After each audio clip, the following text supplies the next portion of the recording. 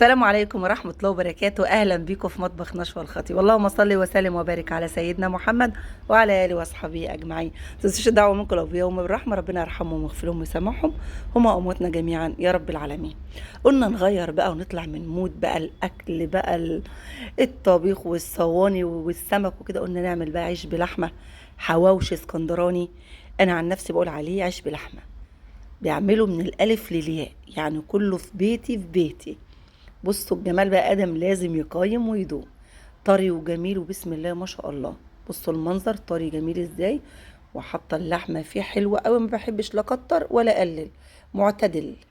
بسم الله ما شاء الله. الطريقه والخلطه بتاعت اللحمه تحفه تحفه تحفه. مش صابرين لا انا ولا ادم، بيقول لي هاتي وانا اقول له يلا يا ادم. بس هيوريكم، بقول لكم حطوا اللايك. طبعا اللي ورا الكاميرا بيقولوا انتوا نسيتونا ولا ايه؟ عمالين تاكلوا انتوا الاثنين وناسينا. بسم الله ما شاء الله. ولونه بقى مش عايزه اقول لكم، بصوا الجمال ده مخصوص، ده معمول كده مخصوص. بسم الله ما شاء الله. بصوا اللحمه خطير تحفه. يلا بقى نقول بسم الله الرحمن الرحيم. ربنا يحسن ما بين ايدينا جميعا يا رب العالمين. نص كيلو لحمه. عملت الكيلو الدقيق وسبت شويه طبعا ايه للتبطيط والخبيز. هعمله معاكم من اول العجين لحد خبيزه في الفرن. الاسكندرانيه بيقولوا عليه عيش بلحمه، وفي ناس بيقولوا عليه حواوشي. انا عن نفسي بقول عليه اللي بعجنه في البيت ده وبعمله بقول عليه عيش بلحمه. الحواوشي ده اللي بجيب بقى العيش البلدي وبعمله فيه وبحطه في الفرن. لكن ده عيش بلحمه بقى. بصوا يا سيدي، حطيت الدقيق وحطيت شويه ملح وحطيت الخميره، ميه بس. خميره وملح ودقيق وميه بس، فقط لا غير. تعجني كده وتزودي واحده واحده معاكي.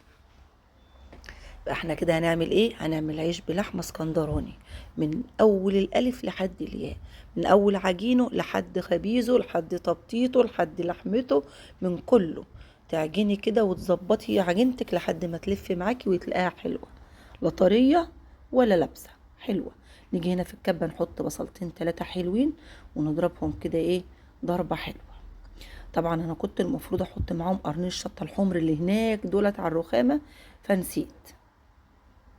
بعد ما بقى حطيت بقى البصل افتكرت القرنين الشطه بصراحه، المفروض اضربهم برضو إيه عليهم. بس هو سبحان الله زي ما تقول ربنا عارف ان القرنين حاميين مولعين، خلاني نسيتهم.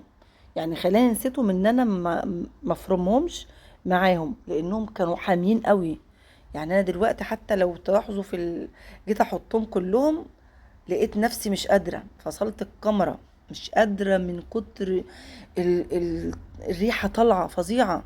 فحطيت حتة صغيرة خالص وكنسلت الباقي. وعاملة بقى ايه، طماطمتين كده حلوين مقطعهم عصافير صغير، وبقدونس. لو عندك بقى شوية كزبرة خضراء حطي، شبت حطي، المهم اي حاجة خضراء من الشبت والبقدونس او الكزبرة. وحطيت اللحمة شوية فلفل اسود وشوية ملح وتبلتها وركنتها. جينا هنا بقى العجينة بتاعتنا خمرت كله ورا بعضه كده. هرشيت شويه دي بقى وقرصه، بسم الله ما شاء الله رمت كتير معايا قوي. الكيس سايبه منه حوالي ربع كيلو، يعني يعتبر دلوقتي دول كيلو الا ربع من الدقيق. هقرص كده قد بعضه واحاول اظبط المقاس يكون زي بعضه. هنا بسم الله ما شاء الله بصوا عملوا شويه حلوين قوي. شيل بقى كل ده بقى، نمسح الرخامه بتاعتنا عشان نبتدي نبطط بقى. كنت الاول بصراحه زمان كنت ما احب اعمل عيش بلحمه، اتبل اللحمه وانزل في الفرن واعمل. لكن دلوقتي بصراحه الحاجه غاليه قوي. الرغيف بجنيه وربع، وعشان يتخبز بيبقى بجنيه ونص. عشان تعملي حرام عليا تبليته اما انا اجيب كيلو دقيق ب 18 جنيه او ب 19 جنيه، واعمل احلى عيش بلحمه في البيت، حاجه نظيفه من ايديا، انا اللي عجناها، انا اللي عاملاه مبططاه، كله كده تحت اشرافي وتحت ايدي. بصراحه بقالي كتير، بقالي فتره بعمل في البيت، ما عدتش بنزل بقى في الفرن ومجهود وتعب واروح الفرن واستنى وتكلفه. تكلفه. طب ما انا عندي الفرن وعندي الغاز وعندي، واجيب كيلو دقيق وهيظبط لي الدنيا كلها، وهيوفر عليا النزول في الشمس والوقوف وتاخدي دور وموال. لا هنا بقى احسن بصراحه. تبص الرغيف على قد كده، بص تنيكي بالعجله او الجرايه بتاعتك تظبطي. افردت 2 3 4 ركنتهم على جنب عشان لما اجي ايه. العجينه كانت حلوه قوي بجد بصراحة بسم الله ما شاء الله، الله اكبر. العجينة كانت جميلة، خمرانة ورافعة كده وطرية، مسافة ما احط ايدي كده عليها والعجلة تمشيها. بصوا جميلة سلسة كده وحلوة. بصوا عملت كده 4 رغيف اهم. هبتدي بقى احشي بقى وارص في الصينية. تحطي بصي اللحمة تكون مظبوطة، ما تمليهاش قوي ولا تقلليها، خليها معتدلة كده. يعني بقول لك ايه، خير الامور الوسط. انا بحب اعمله بقى مثلثات حلوة كده. ليه بقى بحب اعمله مثلثات؟ عشان اللي هياكل واحد او اتنين، التالت مش هيقدر يكمله. لكن لما اعمله الكبير القوي ده بيتهدر منه كتير قوي بصراحة. لكن انسس كده حلو وبيبقى جميل. تتبيلة اللحمة دي كانت خطيرة خطيرة. لحمة مفرومة تحطش عليها كده بقى ايه، بصلتين حلوين، نص كيلو بحط عليه 3 بصلات، وبحط عليه حزمتين 3 بقدونس او حزمتين، انتوا عارفين بقى الحزمة المفرمعة على قد كده. ولو كزبرة خضرا يا سلام، بتخلي طعمه خطير وريحته. وطماطمتين حلوين وسط تقطعوهم عصافير صغنن كده. وتحطي اللهم صل على النبي فلفل اسود وملح. وطبعا قرن بقى الشطه الحار بقى لو انت حبايه سبايسي حطي. وتقومي بقى ايه قلباهم في بعض كده وسايباهم بقى ايه يشربوا كده من بعض التتبيله. بجد كان تحفه تحفه. انا لما بعمل حاجه وبتطلع مني 10/10 بقول لكم 10/10. لا ده 100/100.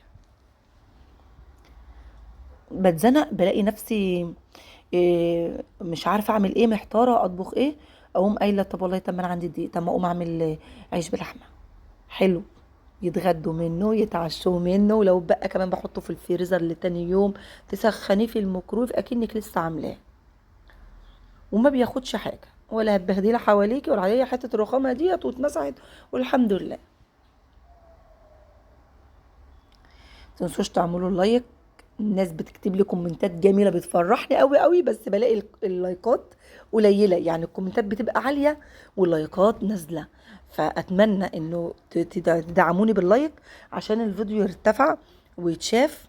وبشكركم والله جدا، سواء بتعملوا او ما بتعملوش، كفايه ان انتوا بتشوفوني.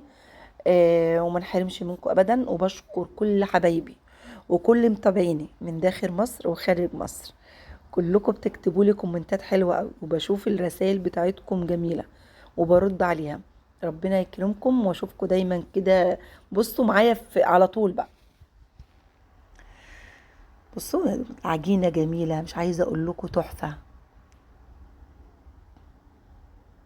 تفردي كده اللحمه وتقومي حطاها كده بايدك كده، تقومي مقفله وتقفلي كويس يا سيدي. هي كده كده لما اجي بعمل عيش بلحمه بقول مثلا ايه للجزار، مثلا ايه انا هعمل عيش بلحمه او هشوي او هعمل كفته. ليه؟ عشان يعمل حسابه كان هيحط حته دهنه معاها وهي بتتفرم ولا لا. انا في العيش بلحمه ما بحطش دهنه، بكتفي بحته اللحمه اللي بتبقى فيها دهنه بتتفرم بيها وخلاص، ما بزودش ده. هنا انت بقى بتاخدي الفرشه بتحطي بتعمليها بالميه، مش زيت عشان ما ينشفش. ميه ليه بقى يا نشوه؟ الميه دي عشان لما تحطي عليها شويه حبه البركه او شويه سمسم تحمر. حتى لو انت مش هتحطي حبه بركه ولا سمسم، لازم من فوق كده حطي ميه قبل ما يخش الفرن، حاجه بسيطه بالفرشه عشان وشه يحمر كده ويبقى حلو قوي زي ما انتوا هتشوفوه. بس انا بقى عندي حبه البركه حطيت عليه بقى بس. بصوا عجب. واول ما يطلع من الفرن وهو سخن برضو مولع بالفرشه برضو ميه. ليه برضو بعد ما يطلع من الفرن تحطي ميه بالله بالفرشه؟ عشان لما تحطيه تكمريه يطرى ويبقى طري وجميل كده. ودلوقتي سخن نار لدرجه نقطه الميه بتنزل على الصينيه بتغلي. هحطه بقى هنا في قلب فوطه كده او حته قماشه تكون نظيفه، واثقه فيها ان هي نظيفه. وتحطيه بقى وتفرديه وتغطيه، تغطيه وتكمريه كده عشان يبقى طري وحلو. وبصوا بحبه البركه يا سيدي جميل. ولو عندي سمسم بحط سمسم، لو عندي جبنه موتزاريلا بتحط على الوش جبنه موتزاريلا. اه بالفرشه على طول ميه كده يقوم يرد معاكي كده ويبقى طري ويبقى حلو. حطه بقى كله وتغطي على طول يطرى بقى ويبقى جميل معاكي وبألف هنا وشفا. وتعمليه واللي يعمله يقول لي احنا عملنا وجربنا، زي ما بيخشوا معايا كده في الرسائل وتقولي احنا جربنا الاكل بتاعك وطلع حلو 10/10. بفرح قوي لما حد يقول انا جربت وعملت حاجه ومن حاجتك وطلعت كويسه. جربوه واعملوه وطبعا احنا داخلين على العيد ولازم نعمل عيش بلحمه في العيد، ده لازم اكيد. وما تنسوش اللايك وسبسكرايب وشير ومشاركات وكل حاجه حلوه اعملوها لي. وما تنسوش، ومش هنسى دعوه الثانويه العامه، ربنا معاهم ويخلصوا على خير يا رب، على قد اجتهادهم وتعبهم، يفرحهم ويفرح اهاليهم ويملى بيوتهم بالزغاريط، اللهم امين. يا رب فرحهم على قد مجهودهم يا رب، وما تكسر خاطر حد ابدا. طبعا ادم هيجي ياكل تاني. ادم جه برضه، يعني قطعت الفيديو معاه لما بابا نادى عليه فرجع يقول لي لا انا ما دقتش، انا عايزه اكلمهم. طلعت بقى واحدتين زيتون بقى من الزيتون اللي انا عاملاه معاكم بقى يا جماعه. زيتون مش عايزه اقول لكم، كلاماطه كده حاجه فاخر من الاخر. بصوا، ما قلت له يلا ناكل احنا هنا، يا ادم بيبص بيقول لي تسلم ايدك.